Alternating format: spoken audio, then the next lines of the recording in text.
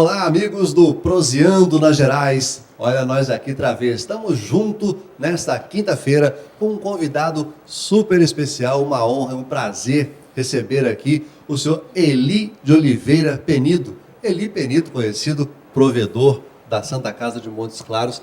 Seja bem-vindo ao nosso bate-papo.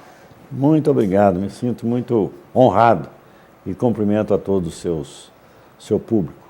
Satisfação é toda nossa. Que A bom. gente vai bater um papo aqui, contar, saber um pouco da história dessa figura ilustre da nossa cidade, que não é da nossa cidade, não nasceu em Montes Claros, não é isso? É verdade. Moro aqui há 50 anos. 50 anos. E nasceu onde? Itaguara. Minas Itaguara Gerais, é uma cidadezinha de Minas Gerais, próxima a Belo Horizonte, à margem da Fernão Dias, Belo Horizonte, São Paulo. Uhum. Eu já passei por lá algumas vezes. E o Elizinho, quando nasceu, tinha mais irmãos? Tem mais irmãos? Como é que era a convivência ali na família? Nós éramos 7. 7?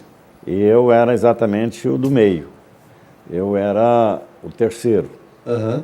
E lá nós éramos divididos, tinha os 3 irmãos maiores, a minha mãe teve alguns problemas e depois vieram mais 3, então com uma diferença minha para o mais velho da turma, da segunda turma, aí 12 anos de diferença. 12 anos. Ela trabalhou bem, mas devagar.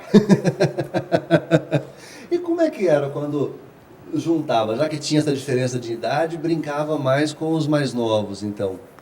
Na verdade, a minha terra é uma cidade pequena e à época, então, menor ainda. Vida muito modesta, minha família bem modesta.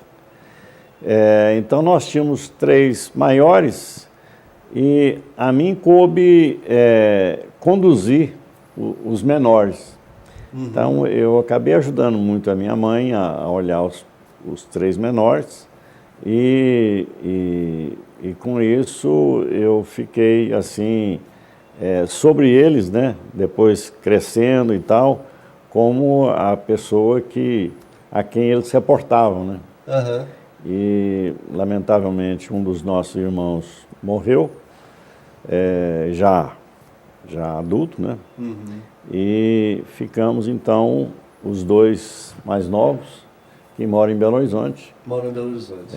E me tem, assim, como um irmão mais velho, mas que... Uma referência. Né? E que os encaminhou, né? No trabalho, nos estudos, e, enfim, deu a eles condição, né?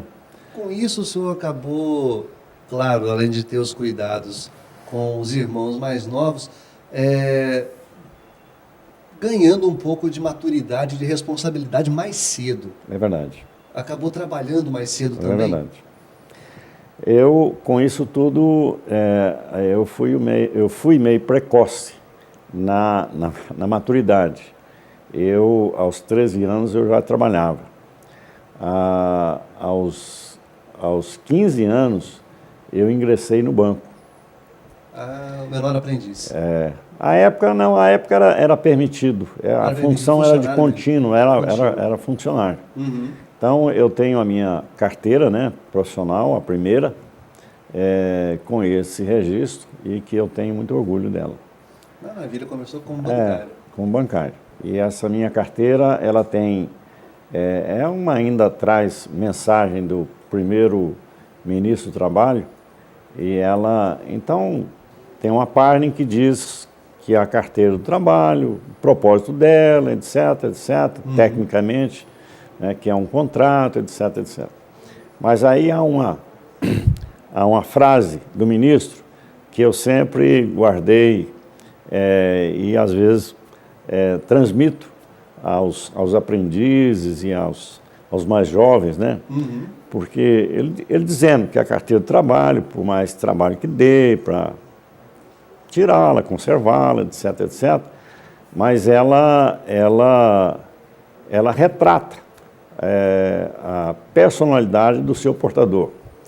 Se ele teve vários empregos, ficou de emprego em emprego, fábrica em fábrica, e não encontrou a sua verdadeira vocação.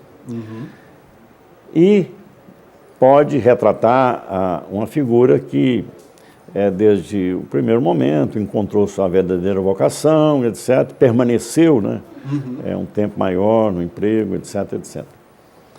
E aí ele conclui dizendo que ela, por esse registro, ela pode ser uma advertência ou um padrão de honra. Eu tenho a minha como padrão de honra. Como padrão de honra. Realmente era o seu caminho. É verdade. A minha carteira, e eu só tive um empregador. Eu permaneci, né, com ela ativa por 45 anos, Com um único somente um empregador. Coisa rara hoje em dia. É muito verdade. rara. Por isso que eu digo que eu tenho ela como realmente um padrão de honra. É um troféu. Falando em Copa do Mundo, é um troféu. Perfeito. No caso a gente ia pensar em escola, antes de ingressar no banco, era o tipo daqueles que ficava lá na frente, do lado da professora e tal, ou de vez em quando ia para o fundão, lá para o fundo da sala? Não, eu sempre fui um menino bem comportado. E a minha professora primária, ela foi do primeiro ao quarto ano, minha professora.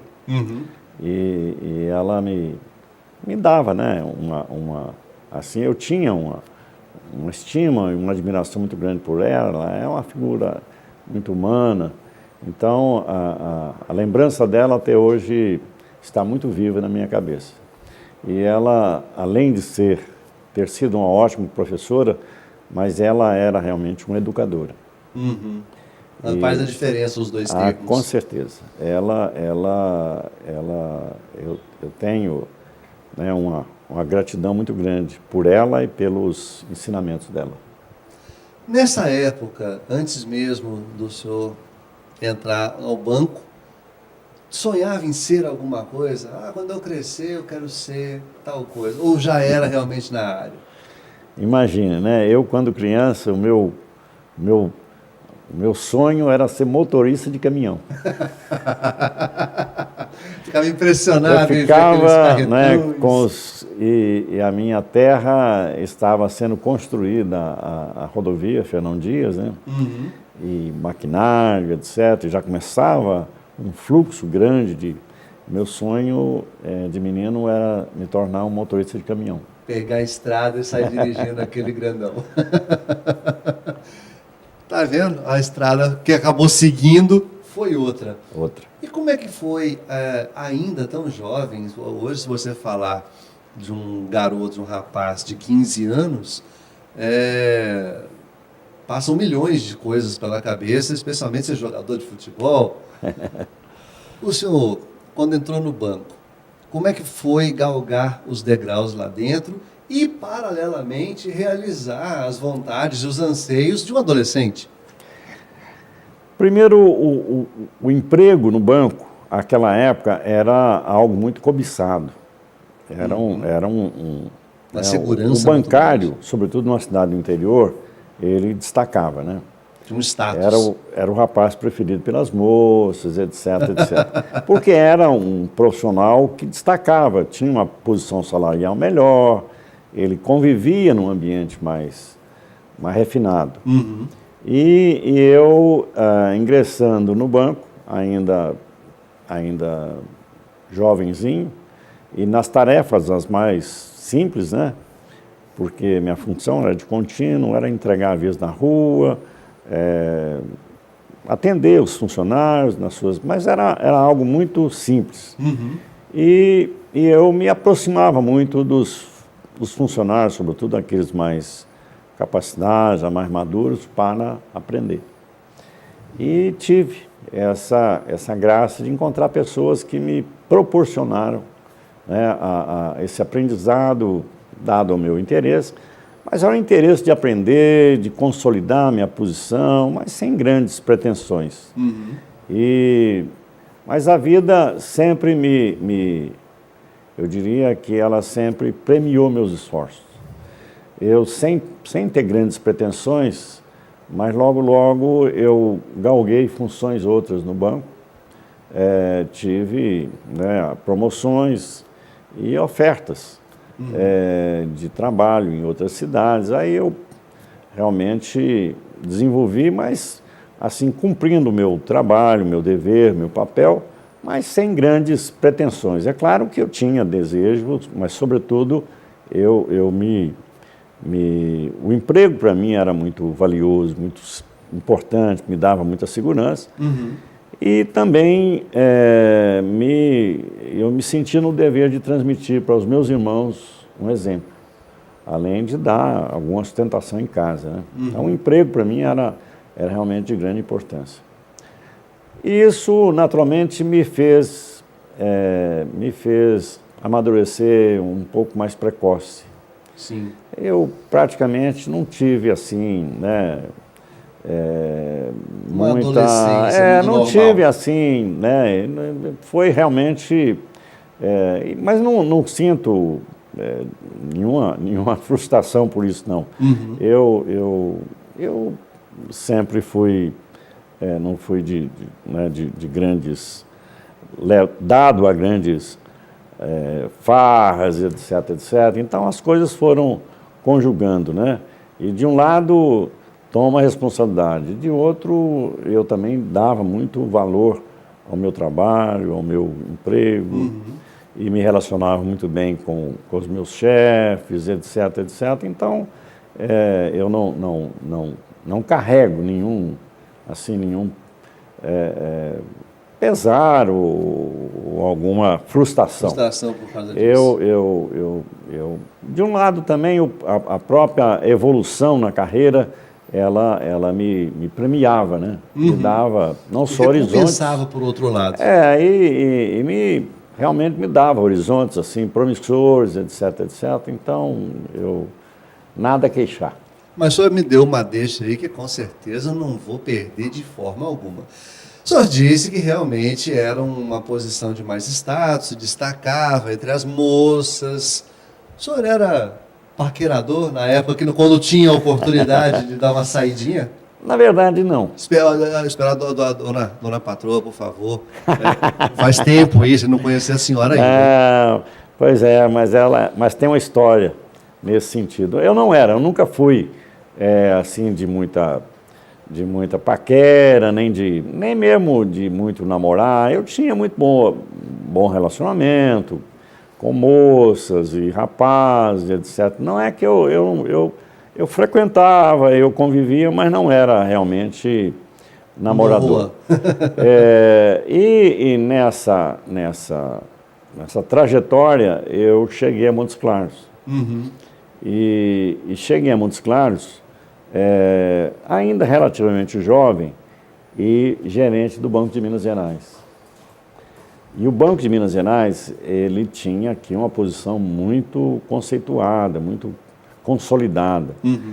Eu vim substituir um gerente que era uma liderança, ele era uma referência no próprio banco. E eu vim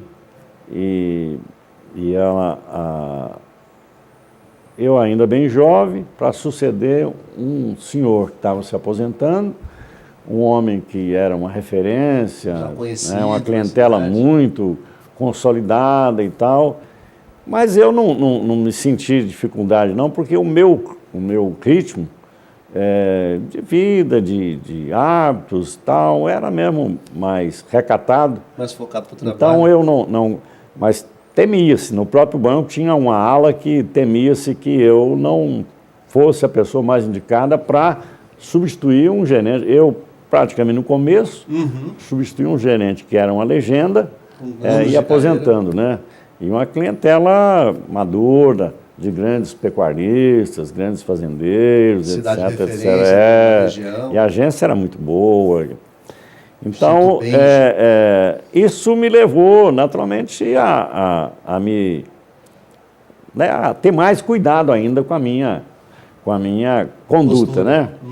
E em Montes Claros, já era tido, aquela época eu já ouvia dizer que Montes Claros era um paraíso de moças, né? Uhum. Que era, o percentual de moças era muito superior ao de jovens, né? Não mudou muito de lá para cá, não. Continua bem. Então eu vim e nesse ambiente, nesse cenário, era de se esperar que eu, naturalmente, né, quando nada, fosse mais namorador. Uhum.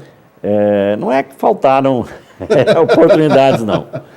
Mas a minha conduta na função de gerente de banco era muito... Eu levava aquilo com muita seriedade, né? E o banco era realmente um banco referência. E o fato é que eu aqui, hotéis eram muito precários à época. E eu conheci um rapaz que era um advogado, que não era daqui também, trabalhava aí no escritório também muito conceituado, do seu Dr. Carlos Mota. E eu conheci esse advogado no hotel em que eu morava, e ele também muito descontente com as condições do hotel. E aí nós combinamos em alugar um apartamento. Sim. E alugamos um apartamento e tal, e fomos morar no apartamento. E eventualmente saímos, né? À noite, né? Embora ele tivesse a turma dele, eu já tinha também outros relacionamentos, etc, etc. Mas às vezes saímos juntos.